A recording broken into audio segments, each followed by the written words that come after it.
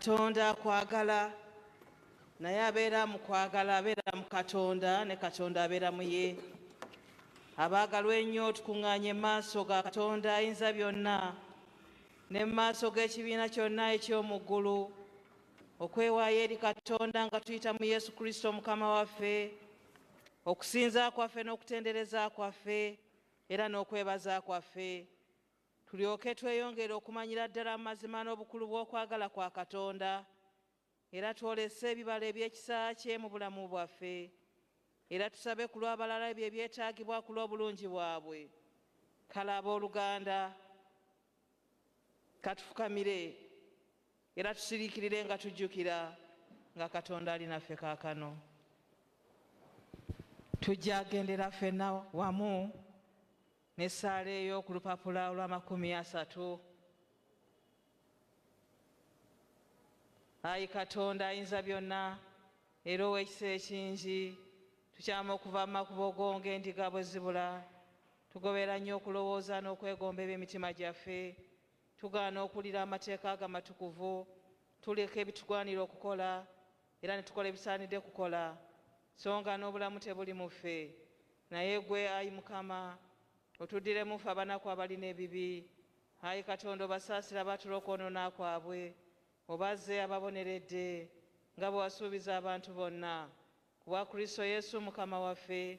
Ayi Kitaffe ow'ekisa ekingi, era otubeere ku bwoyo okutanula n'okwegendereza nga tukutya ggwe era nga tukola eby'obutuukirivu. Erinnya lye tukubitenderezebwe. Amiina.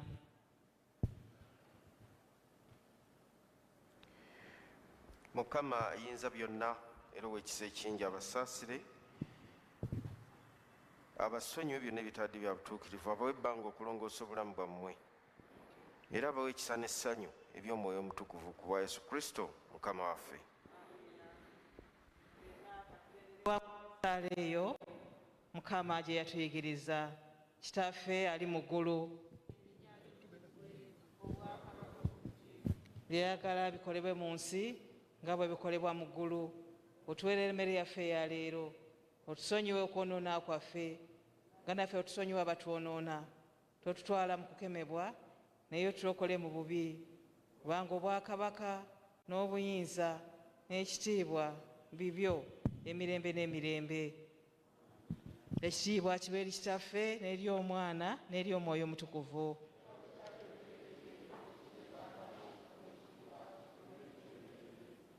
Mutendereze Mukama. Abayimbi batukulembere mu Zabbuli 95 23.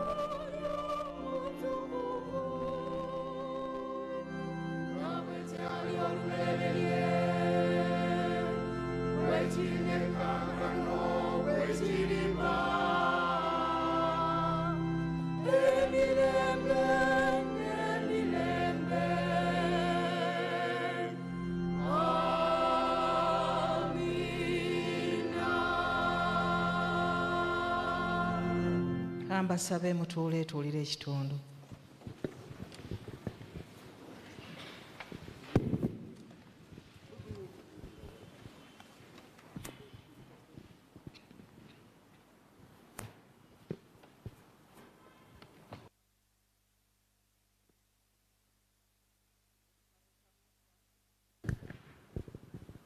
Kye bayita ekyamateeka olwokubiri essuula 26 ja kutandika n'olunyiriri olw'olubereberye.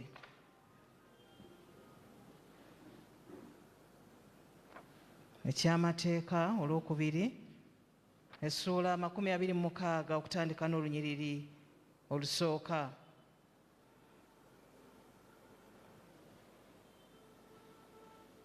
Kiri ku mpapula 2:15 mu Bayibuli.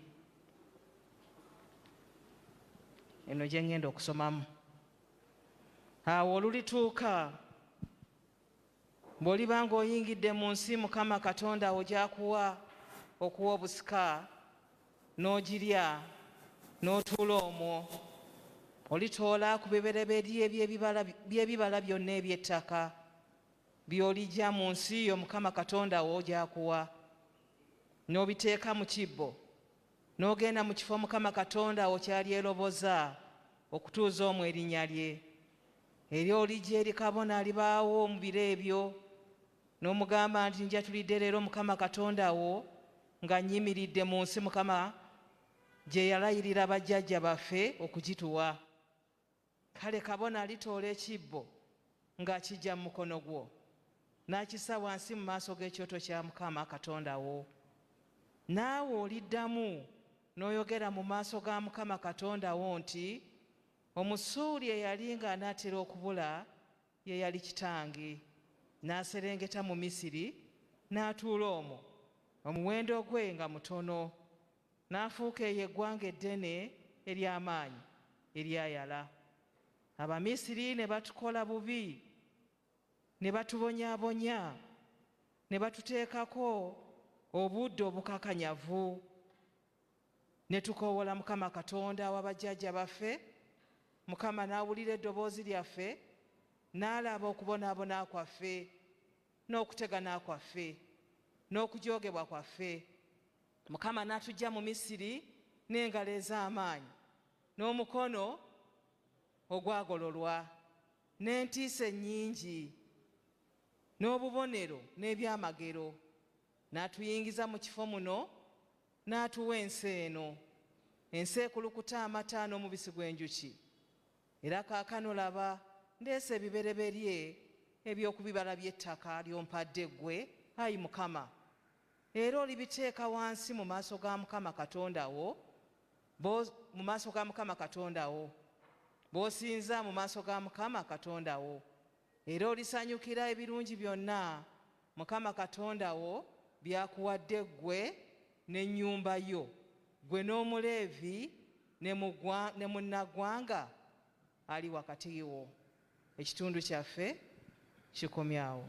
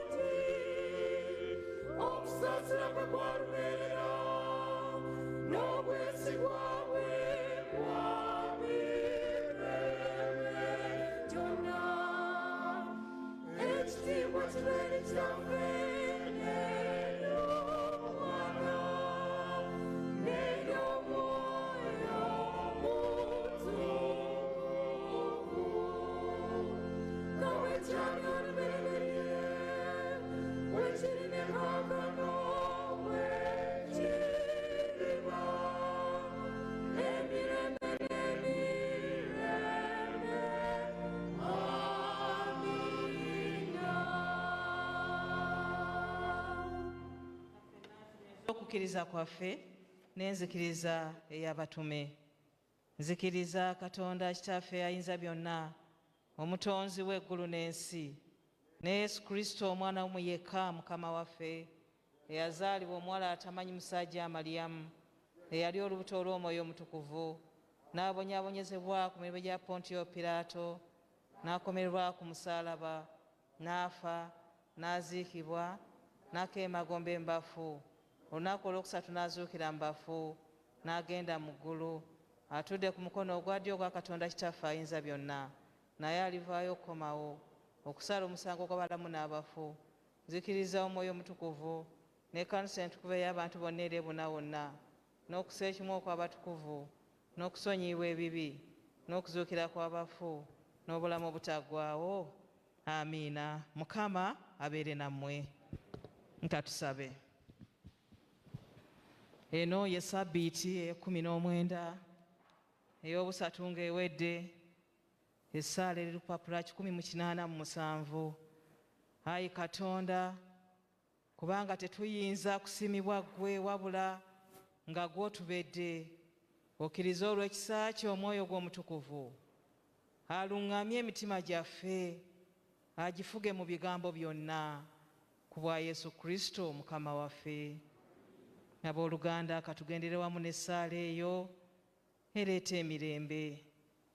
Ayi Katonda aleeta emirembe, ayagala abantu bonna okutabagana wamu, okukumanya ggwe we bulamu obutaggwaawo.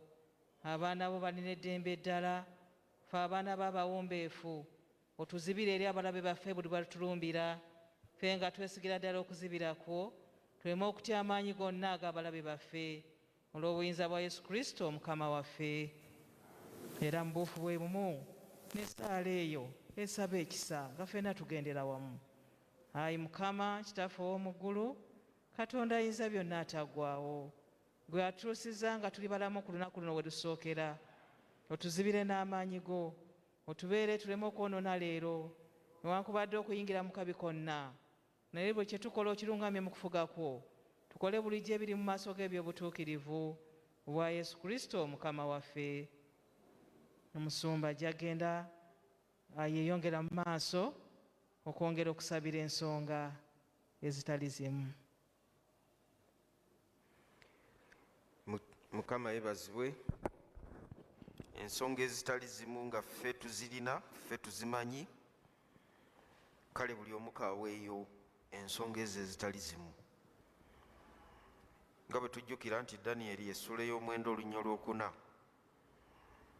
ne Nekemiya essula esooka n'ennyiriri eziddirira zituyigiriza okusaba nga twatula essaala yaffe. Kale buli omu nga yeetuukira eri Katonda mu nsonga ezo z'owulira nga bwetaaga omukono gwa Mukama waffe.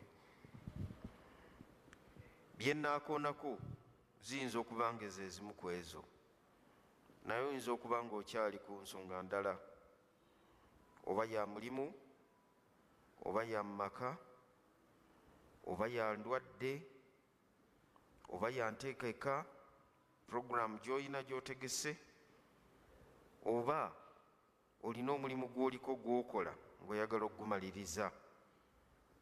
Guyinza okuba nga mulimu gwa kuzimba maka go, kuzimba ennyumba yo, kuzimba purojekiti, okuteekateeka. Kisobola okubeera okugula ekidduka, kisoboka okubeera ng'olina enteekateeka y'okukyusa ekidduka ekyo ky'olina, naye n'okugamba nti kankiweeyo eri Mukama. Mukama Katonda waffe angulireko. Abamu ku mmwe mulina amabanja, mubanjibwa ate abalala mubanja. Katonda ow'ekitiibwa abasisinkane nga weegayira Mukama ng'oteeka ekigambo ekyo mu maaso ga Katonda. Abamu mulumbibwa, musula temwebasse, waliwo ebibazuukusa, waliwo ebikoona, waliwo embuyaga efuuwa, abalala bibafuuyira empa, abalala muyitibwa, mulimu abatwalibwa ne balima n'okulima ne basitula n'ebizito naye ng'ate osuze mu buliri bwo. Kale nno omukono gwa Katonda gukusaasire ng'oyita okubeerawo kwa Mukama olunaku lwaleero. Ti Mukama, nina ebintu bino binsoomoza, nina omulimu gwe njagala nkukolere naye nkyalemeddwa.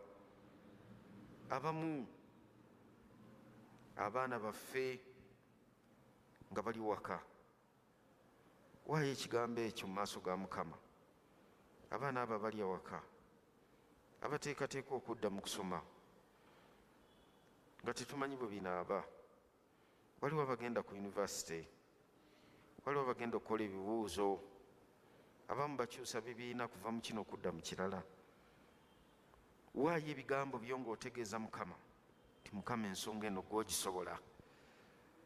Taata onkolere, onsaasire, ombeera ayi Mukama.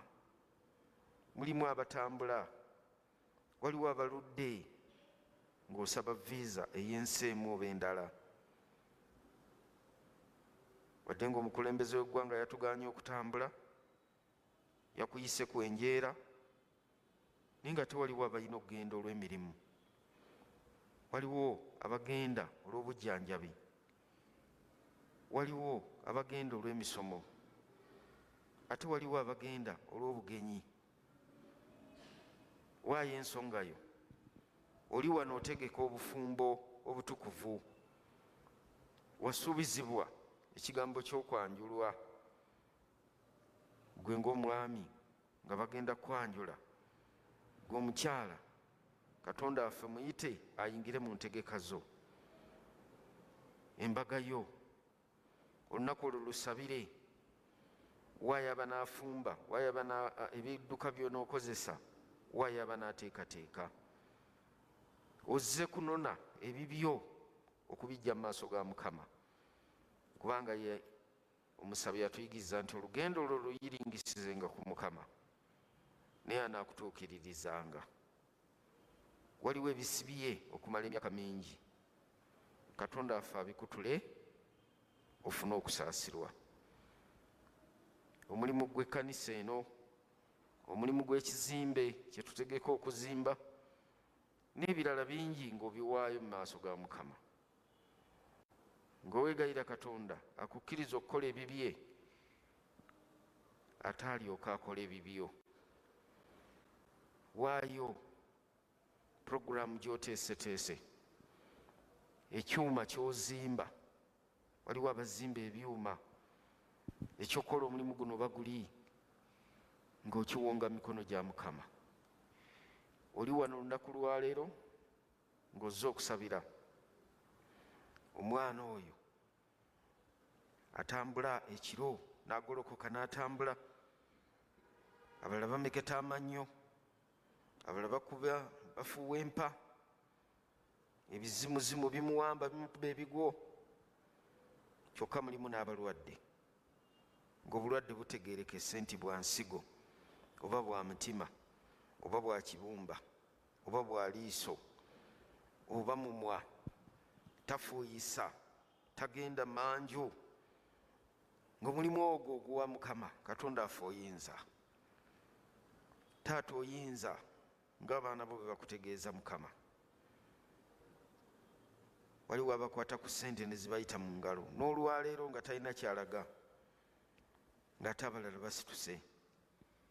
Waayo enteeketeeka eyo ku mulundi guno z'ogenda okukwata, Katonda waffe akubeere okufuna ky'oziteekamu ekyamagezi.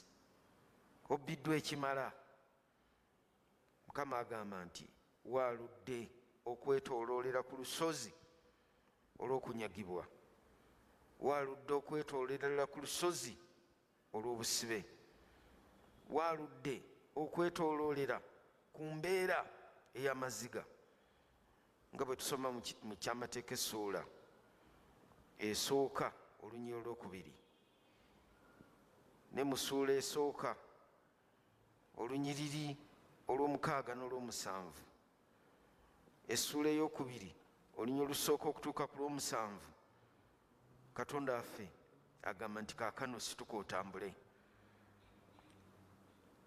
Obusibe bw'omazemu ekiseera bukuveemu mu linnya lya Yesu omwana wa Katonda omulamu. Mukama ateeka omukisa mu mikono gyo. Oyo yayogera mu lunyiri olw'omukaaga mu ssuula eyokubiri ekyamateeka nti anaawanga omukisa buli mulimu gwonna ogw'omukono gwaffe, ng'omutegeeza nti ssebo nkoze kino nakiri naye sinakwasa, nkwegayiridde enviiraayo. Gwe wayogera nti onoobanga wamu nange mu kyalo ne mu kibuga, nkyasula nkyasuzibwa, nga wejjako embeera embi, gwe wennyini gwe oba weewawaagulako obutasobola bwo, ng'oyita okubeerawo kwa Katonda. Okubeerawo kwa Katonda okwo kukubuutikire mu byonna by'okola. Katonda affe akusooke mu kkubo ate akuveeko emabega, naye nga gwonona ekikozesa ekyo ng'omugamba nti Mukama, olugendo lwange ndutadde ku ggwe, entegeka zange nzitadde ku ggwe. Omutume Peetero mu bbaluwa ey'olubereberye essuula 5 olunya olw'omusanvu n'agamba nti buli buyinike bwonna mwe temubusobola kubwetikka, naye mubutikke Yesu, kubanga abukolako kasita obumuwa. Ayi Mukama, wulira okusaba kwaffe n'okwawula kwaffe kutuuke gy'oli. tweyagaliza ekisa Ekisa kya Mukama waffe Yesu Kristo n'okwagala kwa Katonda n'okusa ekimu okw'Omwoyo Mutukuvu bibeere naffe ffenna n'abooluganda bonna emirembe egitaggwaawo. Amiina. Mukama yebazibwe.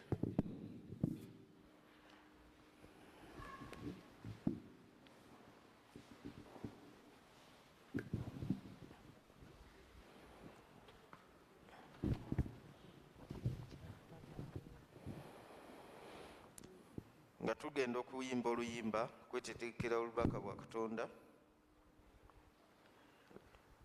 mbulizo oyinza okubaawo n'ekirango ekyenkizo, okirange okusooka.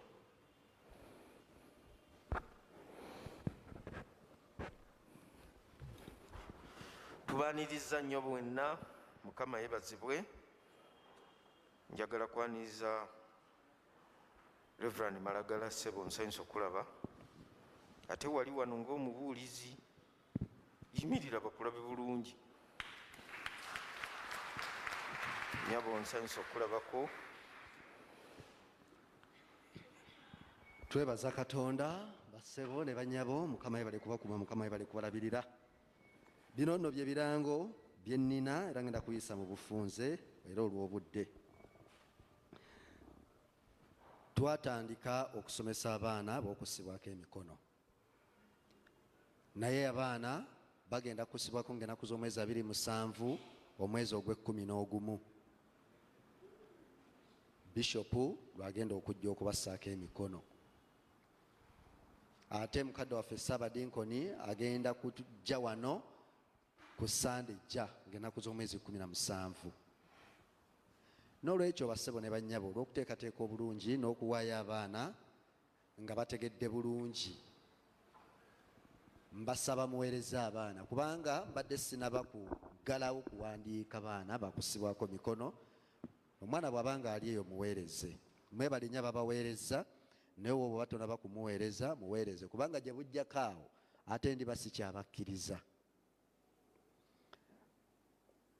Tubeera wano n'okusaba kw'okumakya kwe tuyita morning glory, kutandika essaawa 12:45 era tukumaliza essaawa 1:30 buli kumakya okuva ku Mande oba okuva ku Balaza okutuuka ku Lwokutaano.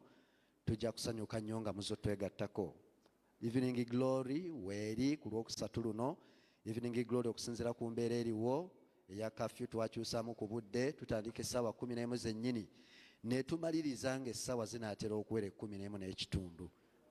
ne tubasobole okubawa ekiseera ekimala ate muddeyo eka. Bassebo ne bannyabo mbategeeza nti amakungula gagenda kubeerawo.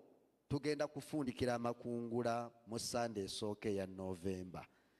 Kale n'olwekyo mu biseera bino tuli mu kuteekateeka makungula. Twagaba be tuti sabbiiti ewedde mu kusinza okusooka zaali akakadde kamu. Mu kusinza okusooka zaali akakadde kamu mu emitwalo 16,206. Mu kusinza okwokubiri zaali obukadde 7 mu emitwalo 85,105. Mu kusinza okwokusatu zaali obukadde 2 mu emitwalo 39,8. Omugatte zaali obukadde 11 mu emitwalo 40,149. Sente za Evening Glory ez'olwokusatu zaali emitwalo 24,204. Mwebale nnyo, mwebalire ddala. Mukama abeere nammwe. Bye byangu byaffe ebya leero. Twanirize omusumba waffe Reverend Emmanuel Rutaaya awamu ne Mama Rebecca. Mukama yeebazibwe. Ate era muneegatteko twanirize mukadde waffe omukubiriza awamu ne Mama Edith. Tusanyuse nnyo kubalaba. Twagala kwebaza Katonda olwa maama kubanga yamuyisa mu kiseera ekitali kyangu, naye tukwaniriza nnyo Mukama waffe. Omubeezi w'omukubiriza Maama Sarah Kalyango, nawe tusanyuse okulabako. Ate era munzikirize mbaanirize mwenna kambakubireko ne mu ngalo olw'okujja abangi. Mukama waffe yeebazibwe nnyo n'olwa kwaya. Era twanira omubuulizi waffe agenda okutuliisa ekigambo kya Katonda. Kale obutamala budde katuyisituke ffenna tuyimbe oluyimba 199 mu bitabo ebijja, 101 mu bitabo ebyasooka.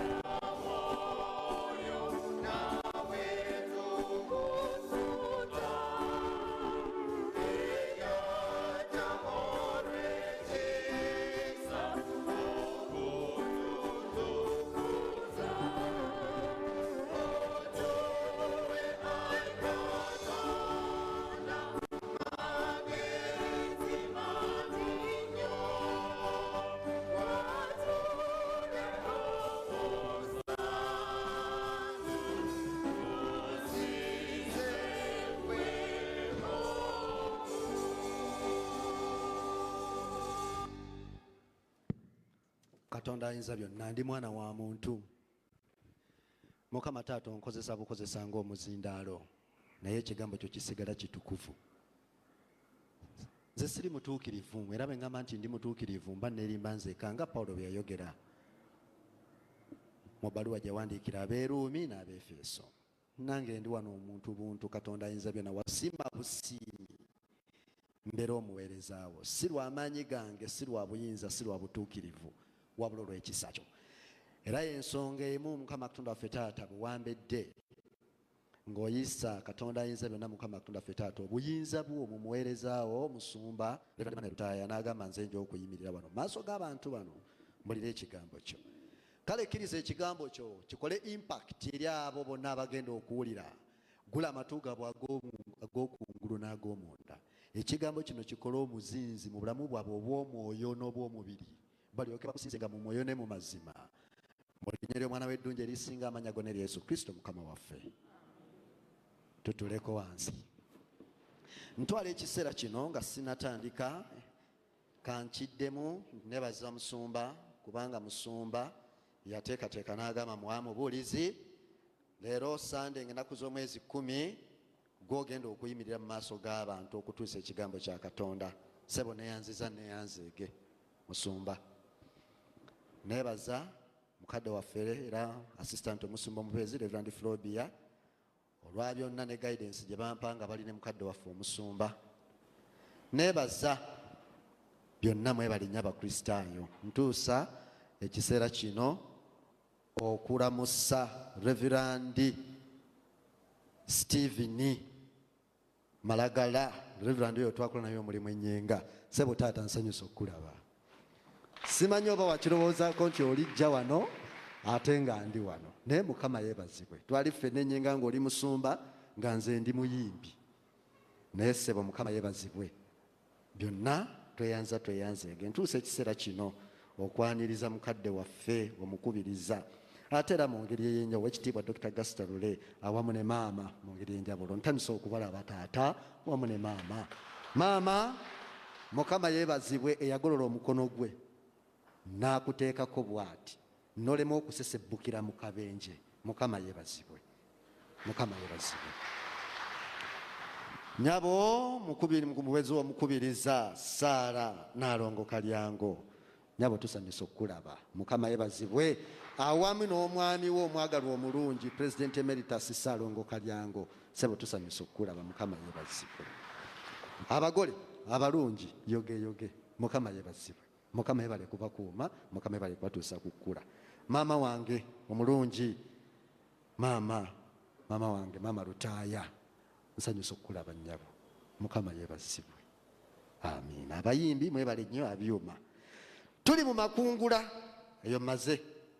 Tuli mu makungula olwa social distance kano nsobola okukajjako kubanga bagamba nti bw'obanga oli okumpi n'abantu teekako masiki oba social distance. Kano akazindaalo twana bakubawo omulala akakozesa bweda nze kakozesa ate nakasanitayizinze bulungi, kati n'olwekyo nsobola okwogera ekigambo kyange ne kivaayo. Tuli mu makungula. Amakungula kye ki? Senga omuntu abuuza nti amakungula kye ki, lwaki twandikungudde? Amakungula, omuntu bw'ogamba nti ogenda kukungula, bidda bye twakungulanga ng'ogenda n'osiga ensigo ya kasooli oba ensigo ya kalo oba ensigo y'ebijanjaalo n'ogiwa obudde. Ebijanjaalo bikulira mu myezi 2 n'ekitundu oba otandise okulya ebisooka. Kasooli mu myezi 4. Muwogo waliwo akulira omwaka. Ekitooke mwaka. Ebbanga eryo bwe liyitawo ogenda n'otema oba n'okuula oba n'osima n'oleeta.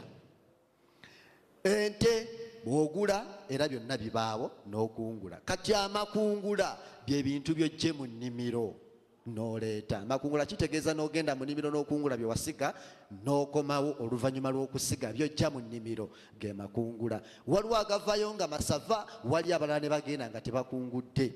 Waliwo Katonda n'aleeta ekyeya n'otakungulirako ddala. Kitegeeza oba tokungudde, bw'ogenda n'ojjayo oba okungudde.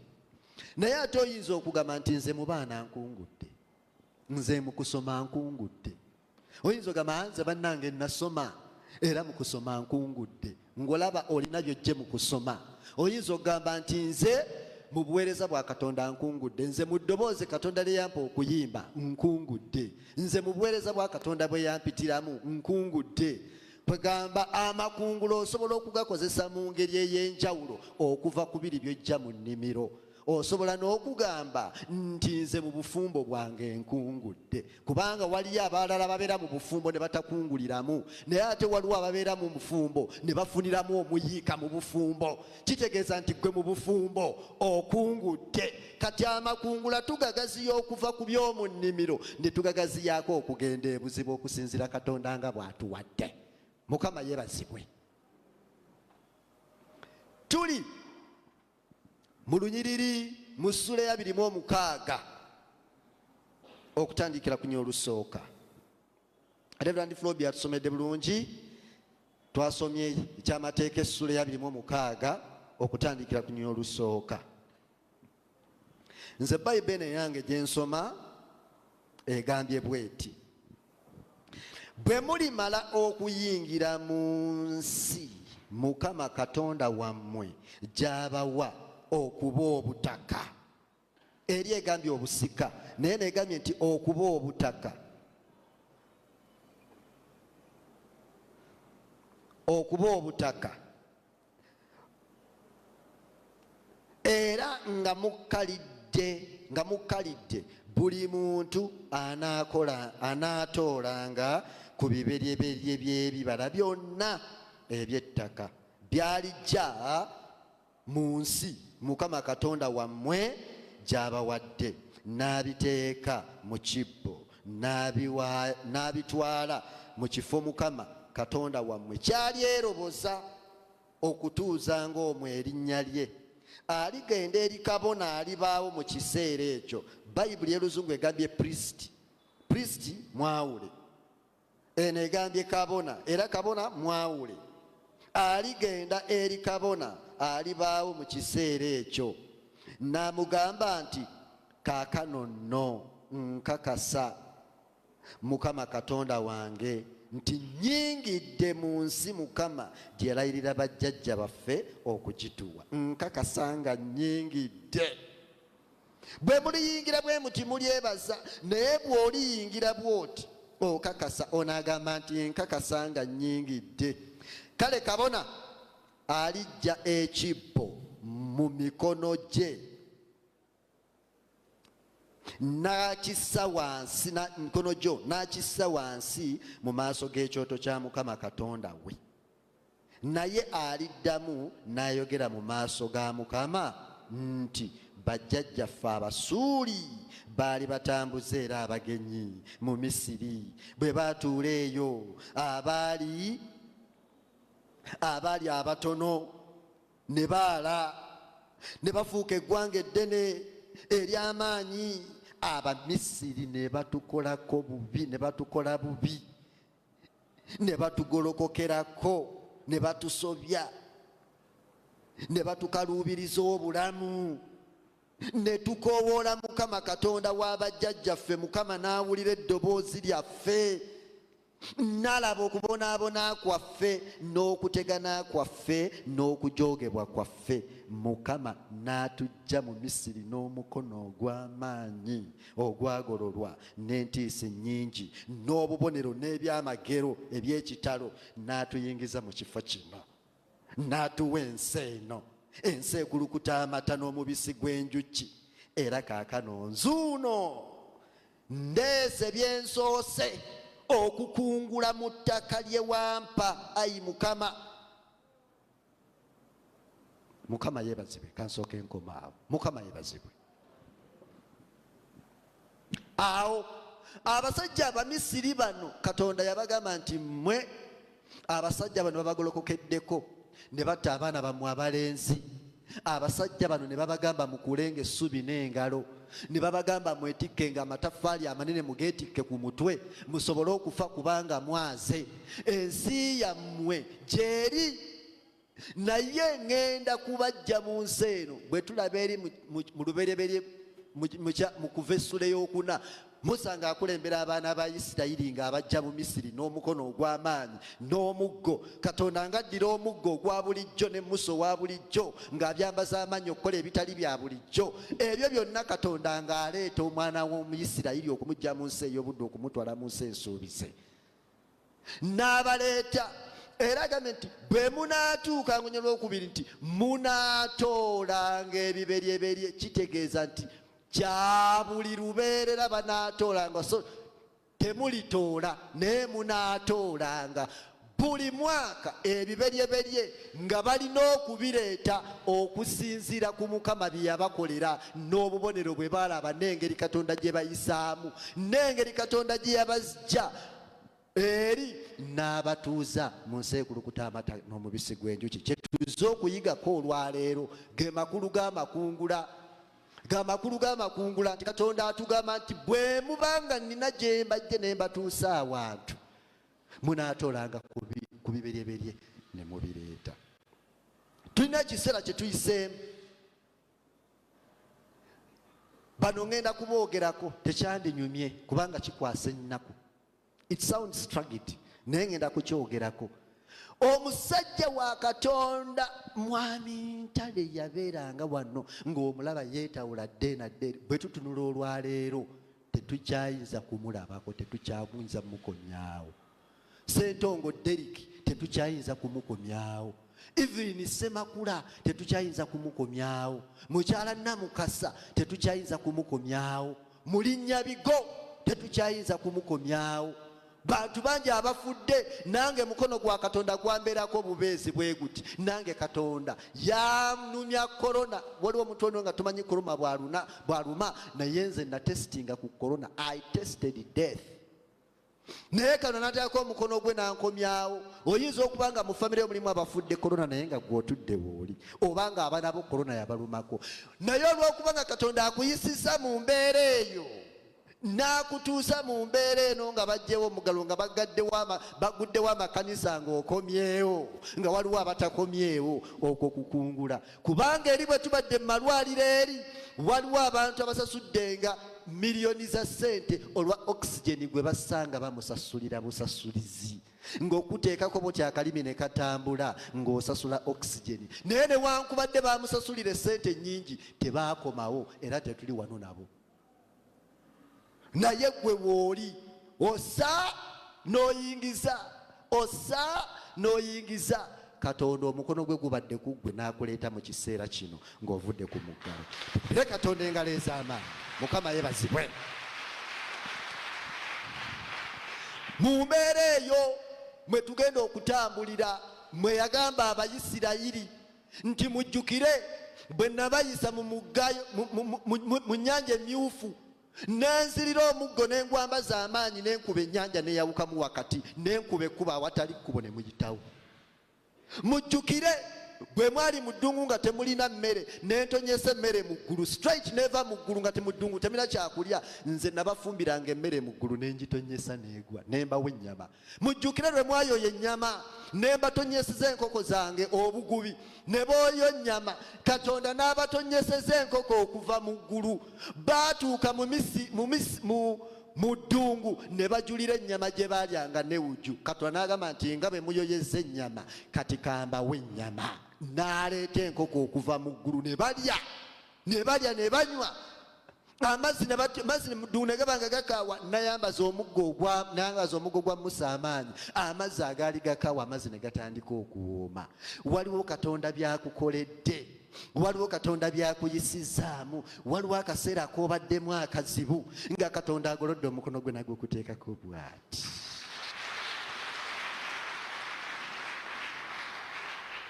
Awo amakungula gabeerawo buli mwaka. Katonda agambye bwe muliraba ebirungi nga mumaze okusomoka. Tumaze okusomoka ekiseera kiri tukomyewo abooluganda.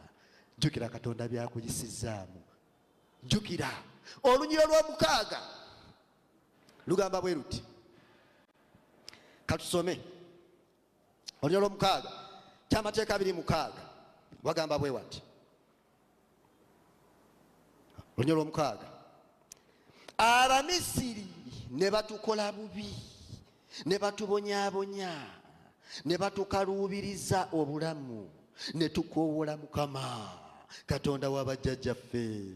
Mukama n'awulira eddoboozi lyaffe n'alaba okubonaabona kwaffe n'okutegana kwaffe n'okujoogebwa kwaffe. Mukama n'atujja mu Misiri n'omukono gwe ogw'amaanyi. Mwogeranga ebigambo ebyo nga munzijukira. Bino bigambo bya Katonda. Mwogeranga ebigambo ebyo nga munzijukira. Waliwo obutajjukira kibi nnyo. Waliwo omusajja omu, bino byenjogera biri riyo, zino si sitoole, biri riyo. Mu myaka egiyiseeko emabega, omwami omu yagenda n'awasa mukyala we. Bawasa mukyala we ne babeera mu bufumbo nga baagalana nnyo. Omwami n'ayagala nnyo mukyala we. Omukyala yagenda n'afuna ekirwadde. Ne bamunonya ekirwadde ne kibula. Omukyala yafuna ekirwadde naye omukyala yatandika okufuna ekizibu ku mubiri gwe n'atandika okuwunya. Nga bw'osembera ku nnyumba, osembera busembezi mu nnyumba wali n'owulira ekivundo ekiri mu nnyumba. Omwami yasitulanga omukyala n'amufulumya, ng'omukyala bw'ayota ku kasana empewo n'emufuwako ng'abeera bulungi. Omwami yali mubazzi, yafulumyanga mukyala we n'agenda amwanikako mu butooke ewalawala eri akale, era nga n'emmere akomawo ku lanchi n'amuwa emmere n'abeera eyo, n'addayo ayiye ssente. Kyatwala ekiseera, naye oba eddagala yalijjawa mu kusaba ennyo Katonda simanyi. Omwami oli yali ayise mu kizibu, bwe yalabanga ekire ky'enkuba nga kijja, ng'adduka okuva ku bbajjiro ajja asitule mukazi wa muyingize mu nnyumba enkuba ereme kumukuba. N'anoonya eddagala, omwami n'akola, n'atuuka n'okukendera mu byenfuna, n'akenderera ddala Katonda ennyumba agitundu lwa mukyala we. Naye munnange Mukama mulungi, munnange omwami ng'omukyala awona, nga bamujjanjaba ng'omukyala awona. Omukyala bwe yawona, omukyala nga addawo ng'anyirira, omukyala ng'afuna omulimu, omukyala ng'ateera. Bwe yatuuka gye yatuuka, yafuna abasajja abalina ssente abaasinga omwami ono. Abasajja baamusigula ne bamutwala. Abasajja baamusigula ne bamutwala. Omwami n'agamba sigenda kuddamu kuwasa, naye omwami oluvannyuma yamala n'afuna omukyala. Era omwogezi eyali ku mukolo gw'omwami oyo ng'afunye omukyala, omwami oyo mpeereza naye ku Delta TV bamuyita Christopher Lukabwe. Omwami oyo abuulira buli Lwakusatu mu Ntake Group of Companies e Nalukolongo. Ye yali mwogezi w'oku mikolo. Bino byenjogera byaliyo, zino si sitoole. Naye Katonda yamala n'ajjukira omwami. Naye abantu bagamba omukyala, essaala ze baasabira omukyala, abantu essaala ze baasabira omukyala, Katonda naye yennyini yakuba omukyala emiggo. Ebyo omukyala bye yafuna sijja bigendamu. Obutajjukira kiba kibi nnyo. Kati naawe kiwulire mulinga gw'okikoze Katonda wo. Katonda akuyisizza mu bimeka? Jjukira embeera Katonda gy'akuyisizaamu. Jjukira bizinesi zo Katonda z'asevinze. Jjukira omukono ogw'amaanyi Katonda gwakuwaddewo. Baana bameka b'oziisa omwaka guno? Bantu bameka baziisa abaana baabwe?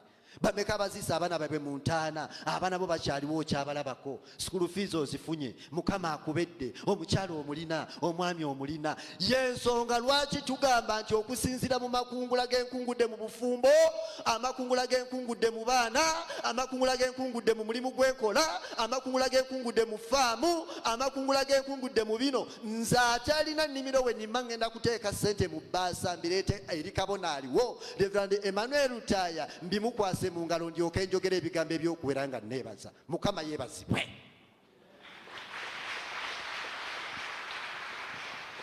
Tuddayo mu Lubereberye essula ya 28,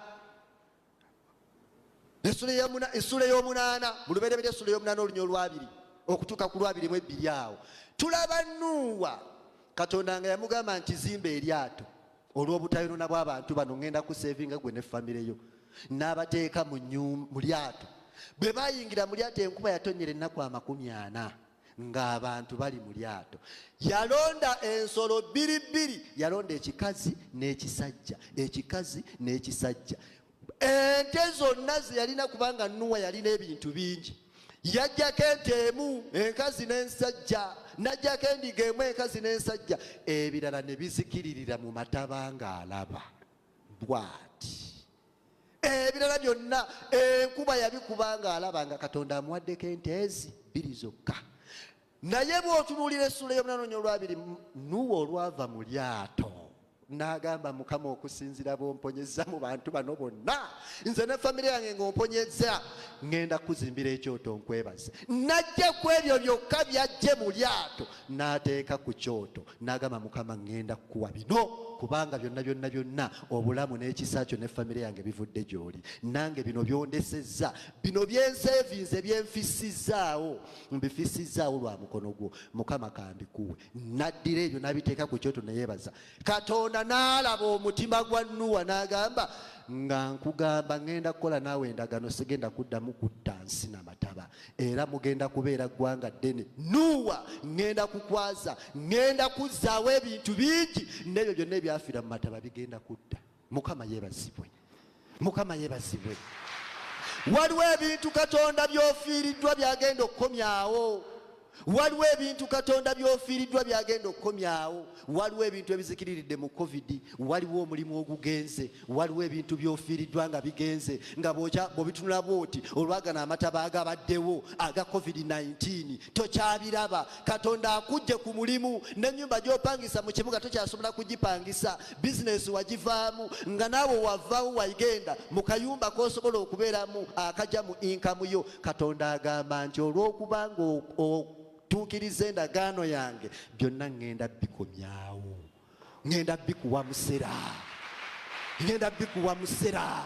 Bizinesi zo zigenda kudda, ebintu byo bigenda kufuna akatale, byotunda bigenda kufuna akatale, bigenda kufuna global market, local market ne global market. Mu nsi yonna bagenda kubigula mu linnya ly'Omwana wa Katonda omulamu kubanga Katonda alaba era awulira.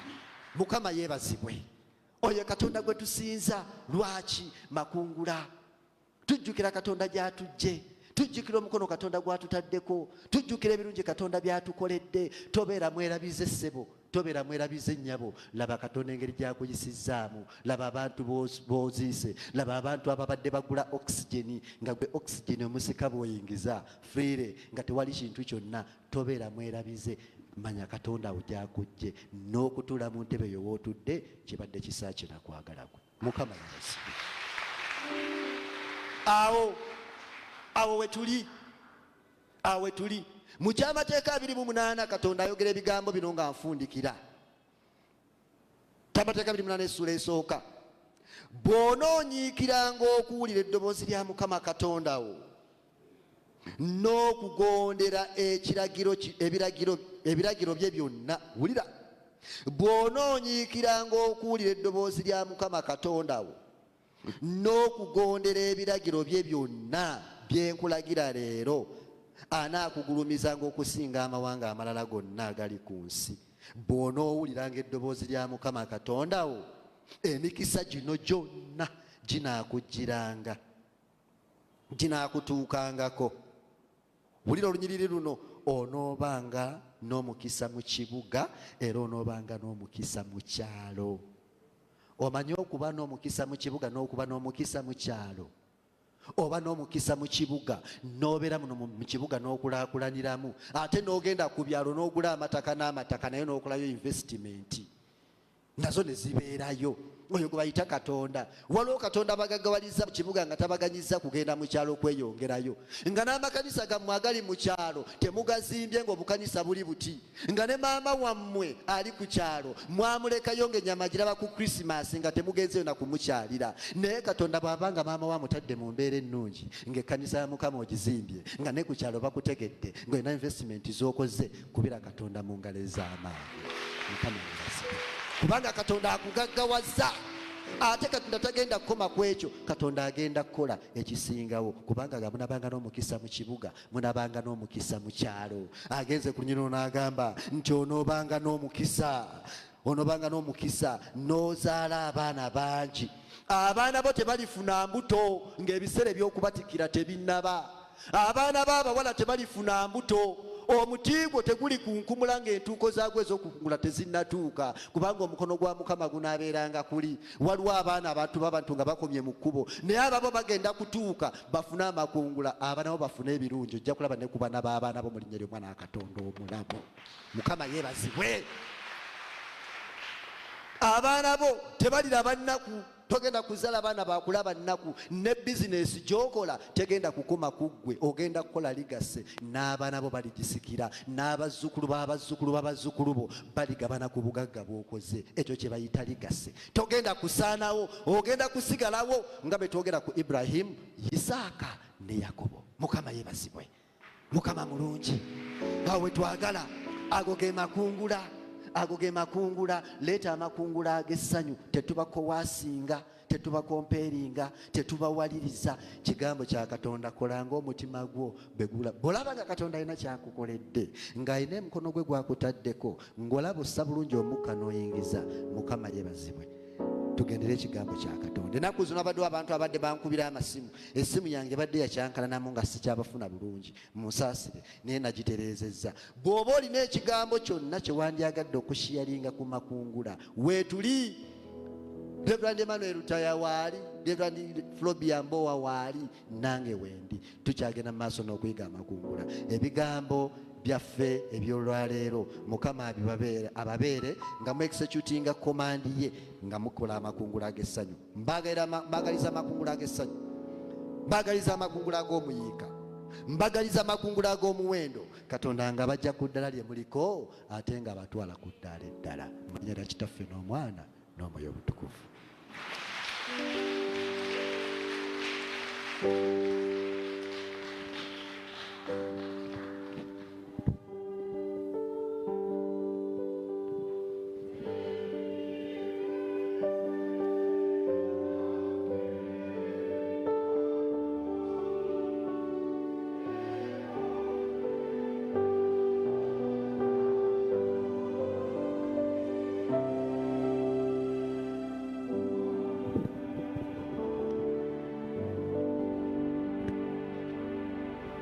Tukwebaza Katonda waffe kubanga oli mulungi, era tukwebaza n'ebigambo ebyo Mukama ebitubuulirirwa mu bigambo by'amakungula. Tukwebaza Katonda waffe, era twongere okusomesebwa nga tuyiga okugaba era n'okuddiza ku ebyo by'otuwa. Otukoze bulungi Mukama waffe. Kale erinnya lyo ligulumizibwe, litenderezebwe, nga tufumiitiriza ku ebyo bye tugenda okuleeta okukuwa mu makungula gaffe, gabeera ag'essanyu agatali gannaku, kubanga osanyukira oyo agaba n'essanyu. Tubisabye n'okwebaza nga tuyita mu Yesu Kristo Mukama waffe. Amen. Tutuuse mu kiseera eky'okuwaayo, naye twagala era okwaniriza bannaffe. Mukadde waffe ajja kwongera okubaaniriza ba graduates be tuli nabo wano, nabo nga baleesa amakungula gaabwe okwebaza olw'ebyo Katonda by'abayisizaamu mu kusoma kwabwe. Mukama yeebazibwe. Katugenda kusooka okuwaayo nga bulijjo ebirabo n'okwebaza kwaffe, ate era mujjukire leero ye Uganda Christian University Thanksgiving tulina okuwaayo nga kanisa ya Province of Uganda olw'okuwagira omulimu gwa Uganda Christian University kubanga esomesa, era nze omu ku abo nange abasomesebwa Uganda Christian University. N'olwekyo tujja kuwaayo nga bulijjo bwe tukola, tituwaayo mu mwaka omulundi gumu. Tugenda okuwaayo okwebaza kwaffe ebirabo awamu n'ekimu eky'ekkumi, era n'ensawo yaffe ya mission nayo weeri. Kale mweteeketeeke bulungi nga tuwaayo. Oluvannyuma tugenda kuyingira mu kwebaza olw'abannaffe abamaliriza emisomo, era mukadde waffe omusumba ajja kututwala mu kitundu ekyo. Katuyimba oluyimba 338 mu bitabo ebijja, ate ebyasooka 254. 338 254.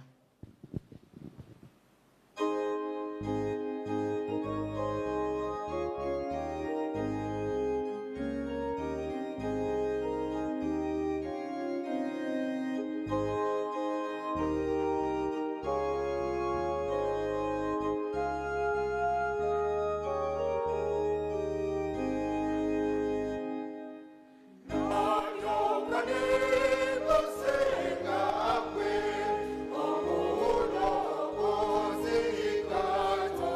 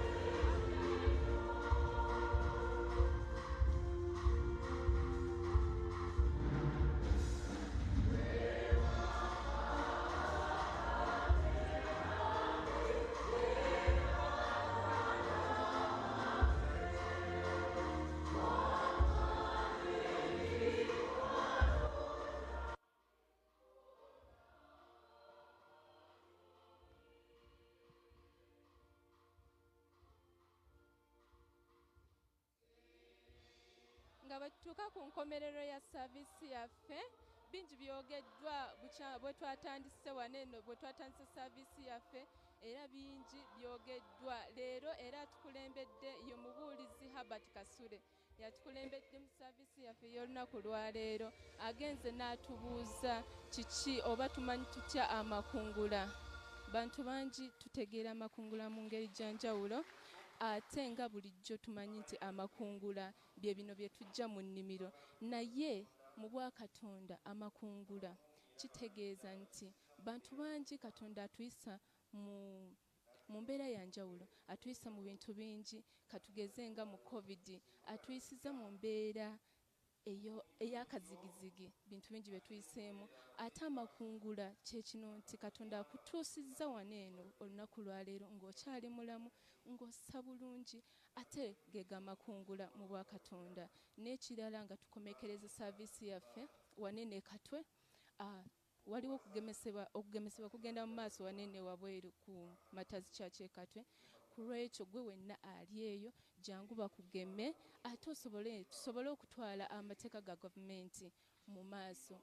Tugenda tusa akaseera wano eno ku Matazi Church nga tokkirizibwa kuyingira wano eno kusaba nga togemesebwa oba nga tolina kaadi so ku lwekyo okugemesebwa kwa bwereere funa obudde ojje bakugeme wano eno Katwe Matazi Church wano eno wabweru so nga tumaliriza I thank you so much mwabatambudde naffe kuva we twatandisa saaviisi yaffe wano eno ku Delta TV ate ntwala omukisa okweyanza benkoze nabo Brenda ku kamera ate mu control room ne driver waffe Kefa mbeebaza nnyo nze Mbabazi Harriet thank you so much.